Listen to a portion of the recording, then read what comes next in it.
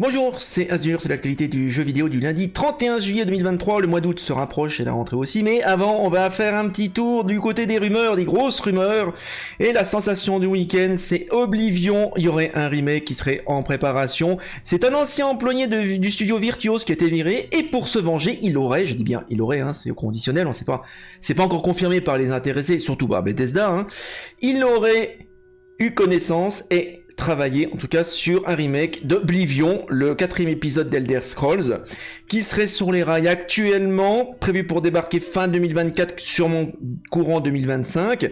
Le jeu tournerait, alors là j'ai un peu plus d'infos que ce qui est indiqué dans la news là, tournerait sur deux moteurs en même temps. On a un système de développement en paire, c'est-à-dire en clair vous avez le moteur d'Oblivion qui tourne en tâche de fond, et par-dessus, vous avez une couche graphique, parce que oui, le jeu tournerait sous Unreal 5.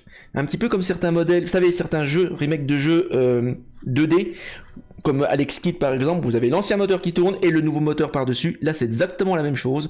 On a deux moteurs qui tournent en même temps. L'ancien moteur d'Oblivion pour tout ce qui est physique et game logique, on va dire, et la partie graphique est gérée du côté d'Unreal 5, donc ça promettrait quelque chose d'assez joli quand même, même si, bon, évidemment, ça sera pas à hauteur d'un Elder Scrolls 6, qu'on espère qu'il sera également sur Unreal 5, voire Unreal 6 vu la date de sortie à mon avis, ça sera plutôt sur Unreal 6. On n'y est pas encore, en tout cas pour l'instant c'est une énorme rumeur, mais visiblement ça a l'air de se confirmer. Donc on va bien voir ce qui va se passer. Et en plus Oblivion j'aimerais bien le faire. J'aimerais bien le faire sur la chaîne pour qu'on puisse s'amuser dessus. Autre énorme rumeur, et là les informations sont déjà un peu plus sérieuses encore, des informations sur la Nintendo Switch 2, non provisoire, non, parce qu'on n'a pas le droit de dire le nom pour l'instant, parce que le nom il circule déjà mais on n'a pas le droit de le dire, c'est des infos. On sait que la console sera pas OLED mais un écran LCD pour réduire les coûts, et on sait qu'elle aura le support cartouche. Et oui, on reste en 2023 sur un support cartouche, visiblement Nintendo est très attaché à ce support-là.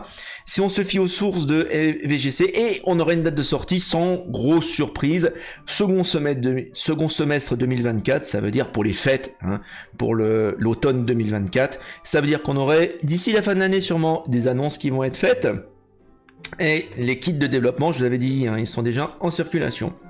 Autre chose, et là c'est sur une autre news que j'ai récupéré l'info, Nintendo vient de déposer un brevet pour un nouveau type de pad. Et oui, parce que Nintendo, ils aiment bien réinventer le jeu vidéo. Et on a un nouveau type de pad circulaire qui ressemble beaucoup à une Pokéball. Je vais vous montrer le brevet. Voilà à quoi ça ressemble, démonté. Donc vous voyez, c'est circulaire. Et ça serait sur la Nintendo Switch 2, ce truc-là. Alors, je sais pas comment ils vont intégrer ce truc-là. Je sais pas comment ça s'utilise. On dirait presque un espèce de trackball plat. Voilà, moi j'ai déjà, à l'époque, hein, sur certaines bornes d'arcade, vous aviez un trackball. Je ne sais pas si c'est un trackball, je ne sais pas comment ça s'utilise ce truc-là, mais ça va être intéressant. Peut-être pour les jeux de baston, vous savez, les jeux de baston, où il y a beaucoup de manettes de jeux de baston, où aujourd'hui vous n'avez même plus de stick, vous avez juste des boutons, et en fait ça permet de faire du gauche et droite en même temps. Peut-être que c'est le cas aussi ici, un système de bouton pression. Enfin bon, voilà, je ne sais pas trop comment ça s'utilise ce truc-là de pad circulaire. Enfin, on verra comment ça va, si ça va être concrétisé, hein. En tout cas, c'est un dépôt officiel de brevet par Nintendo, et généralement Nintendo, quand ils déposent des brevets, c'est pas pour rien. Donc on va voir ce que ça va donner.